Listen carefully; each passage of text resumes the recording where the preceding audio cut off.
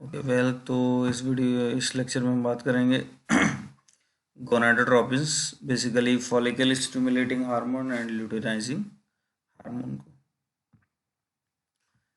General information की बात करें तो दोनों एफएसएच और एलएच बेसिकली एंटीरियर पिट्यूटरी से निकलने वाले गोनाडोट्रोपिन्स हैं और ये दो पेप्टाइड चेन के बने होते हैं, जिसमें से कि पहली पेप्टाइड चेन जो कि अल्फा कहलाती है उसमें 92 अमाइनो एसिड होते हैं दोनों में, एफएसएच और एलएच दोनों में। लेकिन जो दूसरी बीटा चेन होती है वो डिफर करती है। एफएसएच में वो 111 अमाइनो एसिड की होगी, जबकि ल्यूटेनाइजिंग हार्मोन में वो 121 अमाइनो एसिड की होगी, 121 अमाइनो एसिड की होगी। राइट। फिजियोलॉजिकल फंक्शन की अगर हम बात करें तो एफएसएच और LH act in concern to promote gametogenesis and secretion of gonadal hormones. Basically FSH और एलएच, जब एफएसएच बेसिकली फॉलिकुलर ग्रोथ के लिए रिस्पॉन्सिबल होता है ओवरी में, और एस्ट्रोजन के लिए रिस्पॉन्सिबल होता है रिलीज के लिए, और बेसिकली ल्यूटिनाइजिंग हार्मोन जो होता है वो एलएच सर्ज में, जो कि मेंस्ट्रुएशन के 14th डे होता है, वो प्रोजेस्ट्रॉन के लिए रिलीज के लिए रिस्पॉन्सिबल होता है।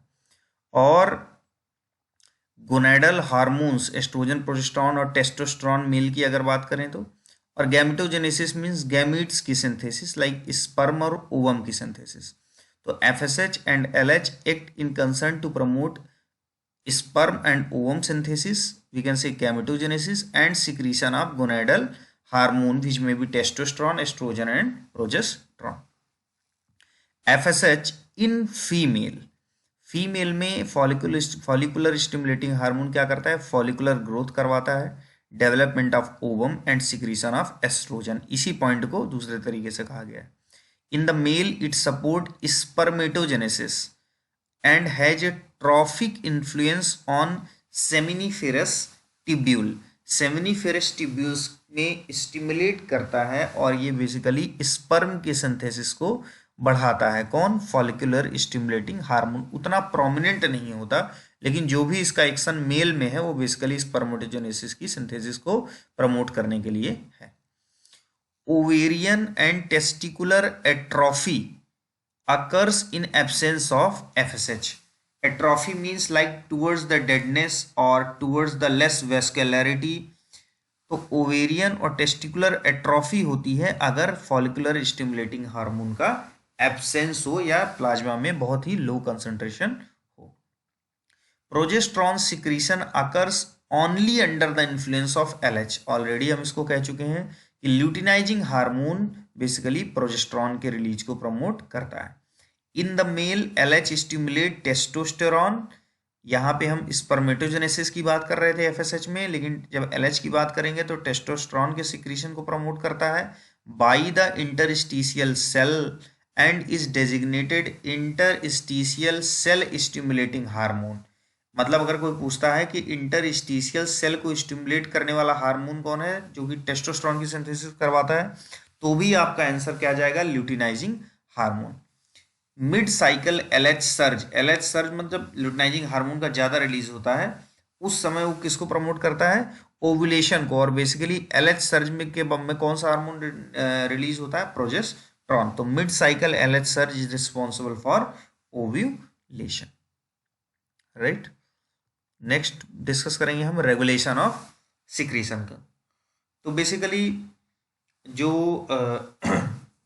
एफएसएच और एलएच का रिलीज है एंटीरियर पिट्यूटरी से, मींस जो गोनेडोट्रोपिन्स का रिलीज है एंटीरियर पिट्यूटरी से, वो हाइपोथैलेमस से निकलने वाले Deka peptide gonadotropin releasing hormone से होता है। और बेसिकली इसकी करेक्टरिस्टिक ये है, हर स्टूडेंट को याद रखना है कि जो जीएनआरएच रिलीज होता है ये पल्सेटाइल मैनर में होता है हाइपोथैलेमस से। और पल्सेटाइल मैनर पे कहना इसलिए जरूरी है क्योंकि जब कभी इस पल्स में, जीएनआरएच के पल्स में हाई फ्रीक्वेंसी और लो एम्पलीट्यूड होगा, तो ये जीएनआरएच किसको स्टिमुलेट करेगा? एफएसएच के रिलीज को। और जब कभी लोअर फ्रीक्वेंसी और हायर एम्पलीट्यूड होगा तो ये जीएनआरएच ल्यूटिनाइजिंग हार्मोन के रिलीज को प्रमोट करेगा इंटीरियर पिट्यूटरी से।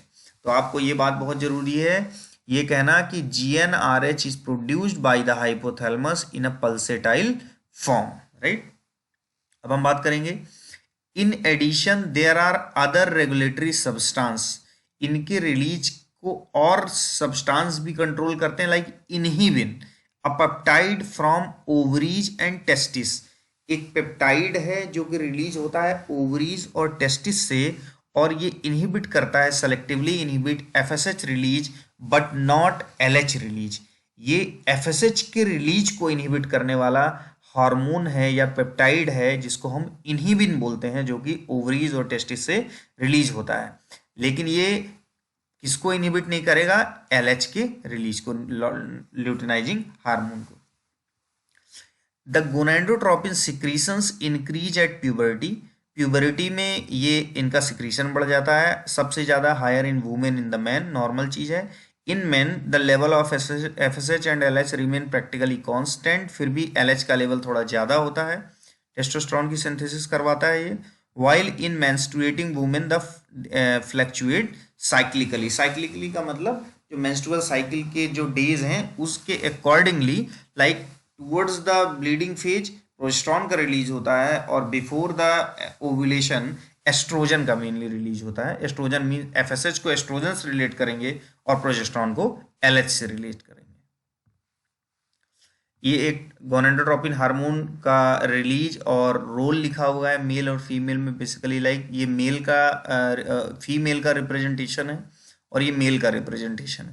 तो ये भी सिंपल है, लाइक हाइपोथैलेमस से गोनाडोट्रोपिन रिलीजिंग हार्मोन रिलीज हो रहा है जो कि पिट्यूटरी ग्लैंड में जाके FSH को रिलीज करा रहा है और LH को रिलीज करा रहा है। FSH ओवरीज में जाके और LH ओवरीज में जाके बेसिकली ओवा की सिंथेसिस को प्रमोट कर रहे हैं और एस्ट्रोजन और प्रोजेस्टेरॉन की सिंथेसिस को प्रमोट कर रहे हैं। जबकि मेल के केस में पिट्यूटरीज में LH और FSH stimulate spermatogenesis and testosterone secretion by the testis. तो हाइपोथैलेमस का दिखा रखा है, GnRH रिलीज हुआ जो कि एंटीरियर पिट्यूटरी में गया, जिसने प्रमोट किया LH और FSH को। LH ने लीडिंग सेल को स्टिमुलेट किया, FSH ने सर्टोली सेल को फैसिलिटेट किया स्पर्मेटोजेनेसिस के लिए। और जबकि यहाँ से रिलीज होने वाला टेस्टिस और ओवरी से, टेस्टिस से बेसिकली, ओवरी की बात हम यहाँ कर रहे थे, टेस्टिस से इनहिबिन जो कि एंटीरियर पिट्यूटरी को इनहिबिट करेगा FSH और LH के रिलीज के लिए। और बेसिकली लीडिंग सेल से जो टेस्टोस्टेरोन रिलीज होता है वो भी feedback negative inhibition, negative feedback के लिए काम आता है। मतलब जब टेस्टोस्टेरोन का लेवल होगा तो भी FSH और LH का फर्दर रिलीज इनहिबिट होगा, राइट, इस पाथवे के थ्रू, राइट। ये लिखा है test hormone effects, testis hormone effect, testosterone and inhibin inhibit the secretion of GnRH by the hypothalamus and LH and FSH by the pituitary। तो ये negative का sign यहाँ पे दिखा रखा है। तो ये डायग्राम आपके लिए जरूरी है एग्जामिनेशन पॉइंट ऑफ व्यू से। नेक्स्ट हम बात करेंगे gonadotropin level are high in menopausal women due to loss of feedback inhibition by sex steroid and inhibin. जो गोनाडोट्रोपिन हार्मोन होगा उनका लेवल मेनोपॉज जिनमें हो चुका होगा, मेंस्ट्रुअल साइकिल रुक चुकी होगी जिन वुमेन्स में, उनमें चूंकि मेंस्ट्रुअल साइकिल रुकने से एस्ट्रोजन प्रोजेस्टेरॉन का लेवल कम होगा और एस्ट्रोजन प्रोजेस्टेरॉन ही फर्दर फीडबैक इनहिबिशन करते थे FSH और LH के रिलीज को। तो जब ये नहीं होगा तो वहाँ पे उनका लेवल क्या होगा? हाई होगा, क्योंकि वहाँ पे सेक्स स्टेरॉयड मतलब एस्ट्रोजन प्रोजेस्टेरॉन और टेस्टोस्टेरोन की बात कर रहा है, एंड इनहिबिन वहाँ पे नहीं होंगे। तो gonadotropin level are high in menopausal women due to loss of feedback inhibition by sex steroid and inhibin. Pathological involvement की बात करें तो बेसिकली बट अब सिंपल सी बात है कि गोनाडोट्रोपिन सिक्रीशन अगर डिस्टर्ब होता है तो ये मतलब डिस्टर्ब क्या, अगर कम की बात करें तो डिलेड प्यूबरिटी एंड प्रिकॉशियस, कई बार मतलब अगर इनका लेवल कम हुआ तो डिलेड प्यूबरिटी, और इनका लेवल अगर ज़्यादा हुआ तो प्रिकॉशियस मतलब समय से पहले प्यूबर्टी का आना, both in girls and boys.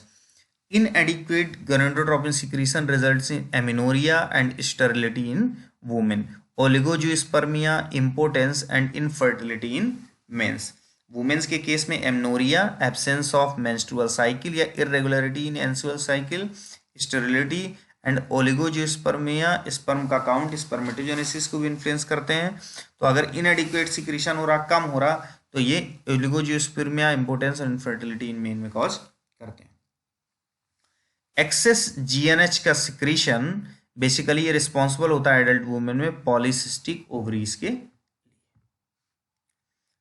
इनके हम यूजेस की बात करें अगर गोनाडोट्रोपिन हार्मोन के यूज के लिए, तो एमनोरिया हो एंड इनफर्टिलिटी, या हाइपोगोनाडोट्रोफिक हाइपोगोनाडिज्म इन मेल हो, या क्रिप्टोर्किडिज्म हो, क्रिप्टोर्किडिज्म जिसमें टेस्टिस डिसेंड नहीं करती बॉडी से।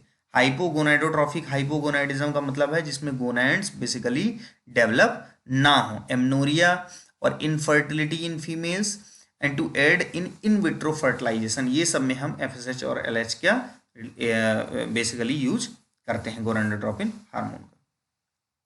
एडवर्स इफेक्ट एंड प्रिकॉशंस की बात करें तो ovarian hyper stimulation, ovarian hyper stimulation होगा, एफएसएच और एलएच का रिलीज ज़्यादा होगा। तो एफएसएच की बेसिकली हम बात करें जिसकी वजह से polycystic ovarian disease, PCOD, pain in lower abdomen, even ovarian bleeding, prostatic carcinoma and shock can occur in female. जबकि precocious puberty is a risk when given to children में इनका हायर लेवल जब होगा जीएनएच का, तो ये precocious puberty मतलब समय से पहले प्यूबर्टी के लिए भी रिस्पॉन्सिबल होता है। अब हम कुछ जीएनआरएच के एगोनिस्ट की बात करेंगे और एंटागोनिस्ट की। तो यहाँ पे एक दो पॉइंट है जो कि बहुत इंपॉर्टेंट है, बाकी तो आपको ड्रग्स के नेम याद करने हैं। तो उस पॉइंट को हमको क्या ध्यान है मैं भी बताता हूँ। Like long acting gonadotropin releasing hormone agonist, यहाँ पे हम गोनाडोट्रोपिन रिलीजिंग हार्मोन एगोनिस्ट की बात कर रहे हैं, ना कि गोनाडोट्रोपिन हार्मोन एगोनिस्ट की।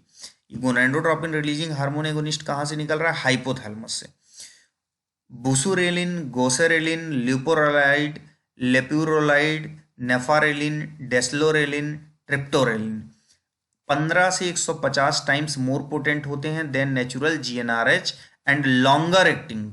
हाफ इनका होता है 2 to 6 hour because of high affinity for GnRH receptor. तो ये एग्जांपल है, आपको याद करना है इस प्रॉपर्टी के साथ। These drugs stimulate gonadotropin secretion, चूंकि एगोनिस्ट हैं, when given in a pulsatile manner. इस पॉइंट को बहुत इंपॉर्टेंट है, जब पल्सेटाइल, चूंकि हमको पता है कि जीएनआरएच जब पल्सेटाइल मैनर में रिलीज होता है, तो जब वो अलग अलग कब एफएसएच का रिलीज करना है ऑलरेडी हम डिस्कस कर चुके हैं, और कब एलएच का रिलीज होता है, जैसा कि यहाँ पे हम देख सकते हैं। जब हाई फ्रीक्वेंसी और लो एम्पलीट्यूड हो तो एफएसएच रिलीज होगा, और लोअर फ्रीक्वेंसी और हाई एम्पलीट्यूड हो तो एलएच रिलीज होगा। तो इस पॉइंट से हम समझ सकते हैं कि उसको पल्सेटाइल मैनर में अगर हम रिलीज कराने की बात कर रहे हैं तो वो इनहिबिट करेगा the release of continued these drug stimulate gonadotropin secretion when given in pulsatile manner. Where है जब अगर हम इसको कंटिन्यूड इन ड्रग्स को देंगे, राइट, मतलब इनको पल्सेटाइल मैनर में नहीं देंगे, कंटिन्यूड देंगे, तभी इनहिबिट करेंगे गोनाडोट्रोपिन हार्मोन को रिलीज को। तो कितना इंटरेस्टिंग पॉइंट है कि जब हम इसको पल्सेटाइल मैनर में देंगे तो ये गोनाडोट्रोपिन हार्मोन के रिलीज को प्रमोट करेंगे, और जब हम इसको कंटिन्यूसली एडमिनिस्ट्रेशन करेंगे तो ये गोनाडोट्रोपिन हार्मोन के रिलीज को इनहिबिट करेंगे। तो बेसिकली हम जब इनको प्रिकॉशियस प्यूबर्टी में हम इसको कंटिन्यूअस देंगे, एंडोमेट्रियोसिस, प्रोस्टैटिक कार्सिनोमा या पीसीओडी में हम कंटिन्यूअस एडमिनिस्ट्रेशन करेंगे। मेजर डिसएडवांटेज क्या है गोनाडोट्रोपिन रिलीजिंग हार्मोन एगोनिस्ट का?